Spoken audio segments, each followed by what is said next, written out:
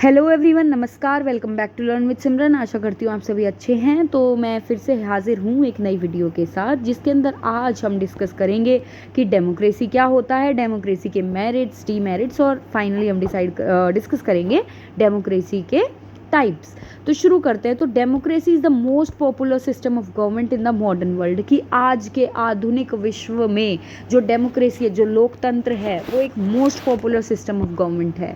जो वर्ड है डेमोक्रेसी, वो दो ग्रीक वर्ड से मिलकर बना है, डेमोस और क्रातिया। अब ये मोस्टली क्राटोस भी कहीं कहीं लिखा होता है, तो डेमोस और क्राटोस से मिलकर बना है। डेमोस का मतलब पीपल, क्राटिया का मतलब पावर। यानी कि डेमोक्रेसी एक ऐसी गवर्नमेंट है, ऐसी फॉर्म ऑफ गवर्नमेंट है जिसके अंदर जो लोग हैं उनके पास पावर होती है।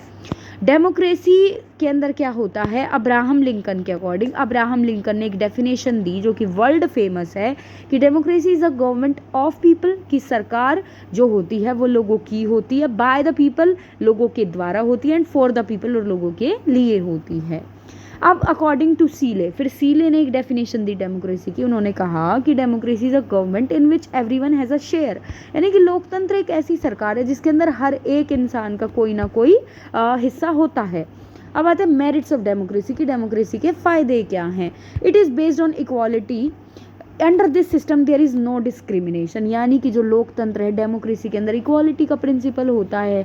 ठीक है, इक्वालिटी को फॉलो किया जाता है। तो किसी भी प्रकार का, किसी भी बेसिस पर, caste, creed, colour, gender, sex, religion और लैंग्वेज, किसी भी बेसिस पर किसी भी सिटीजन का डिस्क्रिमिनेशन नहीं होता है डेमोक्रेसी में।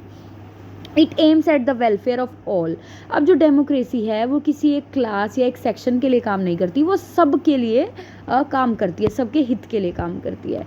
It is based on public opinion. अब जो हमारी डेमोक्रेसी है, डेमोक्रेसी लोगों के ओपिनियन से शेप होती है। यानी कि लोग अपने रिप्रेजेंटेटिव को चुनते हैं इलेक्शंस के अंदर। पीपल गेट पॉलिटिकल एजुकेशन, लोगों को पॉलिटिकल एजुकेशन मिलती है डेमोक्रेसी में। The government is responsible, it can not be despotic. अब जो सरकार होती है, सरकार अकाउंटेबल है लोगों से। अगर लोगों की कोई डिमांड है तो सरकार को रिस्पॉन्ड करना पड़ेगा। It protects the right and liberties of people. अब जो डेमोक्रेसी है वो लोगों के राइट्स को, उनके अधिकारों को और उनकी जो भी लिबर्टीज होती हैं उनका ध्यान रखती है। There is little chance of revolution under this form of government. यानी कि इसके अंडर डेमोक्रेसी की जब सरकार होती है तो उसके अंदर रेवोल्यूशन आने के चांसेस होते हैं, मतलब चीज़ों में बदलाव आने के चांसेस होते हैं। It promotes patriotism and unity of the country. अब जो डेमोक्रेसी है वो लोगों के अंदर देशभक्ति की भावना का संचार करती है और लोगों को एकता का संदेश देती है democracy. There is efficiency in administration since there is willing obedience of laws by the citizens. अब इसमें क्या होता है कि लोगों के अंदर लोग लॉज को फॉलो करते हैं, तो जो हमारा एडमिनिस्ट्रेशन होता है वो भी काफ़ी इफेक्टिव होता है। Government can be change bye peaceful means. अब अगर मान लो हमें कोई सरकार पसंद नहीं है डेमोक्रेसी में, ठीक है, तो हम उसको बदल सकते हैं पीसफुल मीन्स, यानी कि इलेक्शन जो कि पीसफुली होते हैं। तो कोई लड़ाई दंगा ना करते हुए शांति प्रिय तरीके से हम अपनी सरकार को बदल सकते हैं डेमोक्रेसी में। It serves as a school for good citizenship. यहाँ पर गुड सिटीजनशिप सिखाई जाती है। It builds character. अब ये लोगों के कैरेक्टर को भी बिल्ड करता है। अब आ जाता है डीमेरिट्स ऑफ डेमोक्रेसी की डेमोक्रेसी के डीमेरिट्स यानी नुकसान क्या हैं। तो पहला आ जाएगा, it gives more importance to quantity rather than quality. कि डेमोक्रेसी के अंदर क्वांटिटी पर फोकस किया जाता है, ना कि क्वालिटी। ठीक है, it is the rule of incompetent person. कि कई बार क्या होता है कि ऐसे लोग रूल करते हैं, ऐसे लोग गवर्नमेंट में आ जाते हैं जो कि इनकम्पिटेंट होते हैं, जो कि वेल क्वालिफाइड या जिनको की अच्छी नॉलेज नहीं होती। There is lot of wastage in public money and time in democracy. अब देखो, जब इलेक्शन होता है या डेमोक्रेसी का जो प्रोसेस है वो काफ़ी लेंदी प्रोसेस है, तो उसमें टाइम भी वेस्ट होता है, लोगों का पैसा भी बर्बाद होता है। It is a government that favours the rich only. देखो, वैसे तो अगर हम डेमोक्रेसी की बात करें तो डेमोक्रेसी सबके लिए होती है, वेलफेयर ऑफ ऑल होती है। लेकिन जो डेमोक्रेसी है उसके अंदर इलेक्शन होते हैं, और इलेक्शन सिर्फ अमीर लोग ही लड़ पाते हैं मोस्टली, क्योंकि उसमें बहुत पैसा वैसा खर्च करना होता है। ठीक है, तो सिर्फ रिच पीपल ही इसका फ़ायदा उठा पाते हैं, वही इलेक्ट कर पाते हैं। All the evils of party system are present in democracy. की जो कई बार पार्टी सिस्टम है, पार्टी सिस्टम के अंदर बहुत सी ऐसी चीज़ें होती हैं जो अच्छी नहीं होती, तो वो भी डेमोक्रेसी में प्रेजेंट होती हैं। It lowers the moral standard of the people. There is a lot of false propaganda and promise during the elections. अब क्या होता है कि इलेक्शन के दौरान लोग ऐसे झूठे झूठे वादे कर देते हैं कि भाई हम तो ये करेंगे, झूठे प्रोपेगेंडा। तो उससे क्या होता है कि फॉल्स मैसेज जाता है, मतलब झूठा प्रोपेगेंडा बनाते हैं और जो उनके मॉरल्स हैं वो ख़त्म होते हुए चले जाते हैं। In a democracy dictatorship of the majority party is possible. अब देखो डेमोक्रेसी के अंदर बहुत चांसेस होते हैं कि अगर एक पार्टी बार बार सरकार बना रही है तो वो डिक्टेटरशिप को स्टार्ट कर दे।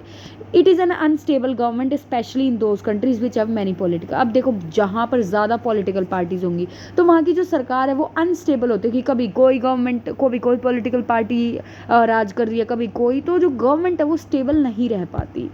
It is week government, it can not face war and other emergencies effectively. अब देखो जो डेमोक्रेसी है वो काफ़ी शांति प्रिय है, सबके हित की बात करती है, तो कई बार डेमोक्रेसी को वीक समझ लिया जाता है क्योंकि डेमोक्रेसी शांति प्रियता का पालन करती है। तो इसलिए कहा जाता है कि कई बार ये वॉर को अच्छे से फेस नहीं कर पाती या इमरजेंसीज को भी फेस नहीं कर पाती, ये इसका नेगेटिव पॉइंट है। अब आ जाता है टाइप्स ऑफ डेमोक्रेसी की डेमोक्रेसी के कौन कौन से टाइप है। तो डेमोक्रेसी के दो टाइप होते हैं, डायरेक्ट और इनडायरेक्ट। तो पहला टाइप आता है डायरेक्ट डेमोक्रेसी। डायरेक्ट डेमोक्रेसी नाम से ही पता चल रहा है डायरेक्ट, जहाँ पे सीधा लोगों का राज होता है।